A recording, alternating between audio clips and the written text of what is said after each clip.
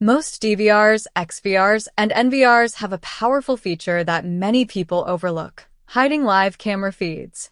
This allows you to stop specific cameras from appearing on the TV or monitor connected to the device, while they continue to record normally and remain visible on your smartphone or computer. To see the images locally again, you'll need to enter the device password. It's a great security layer, especially if you want to prevent unauthorized people from viewing your cameras on a local monitor. To get started, simply right-click anywhere on the screen to bring up the floating menu, then select the main menu option. If your device asks for a password, go ahead and enter it, then click OK. Keep in mind that depending on your specific brand and model, the menu options might look a little different, but the logic remains the same. Once you are in the main menu, look for the Advanced button and then click on Account. This will take you to the device's account management screen.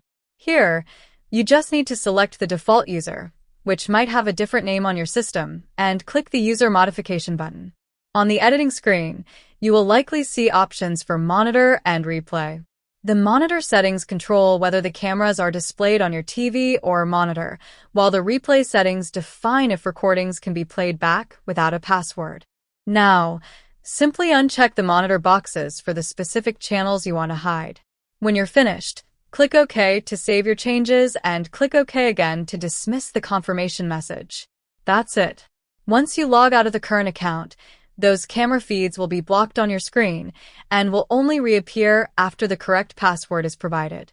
This simple change adds a professional layer of privacy to your monitoring setup without affecting your recordings. It's a quick fix that makes a big difference in how you manage your security locally. If you're new to the channel, we are producing a huge library of videos about these devices. We cover everything from full configurations and troubleshooting to pro tips on how to make your surveillance system last much longer. Subscribe and turn on notifications so you don't miss any updates. Don't forget to leave a like to help us keep creating this content. That's it for today's video. God bless you.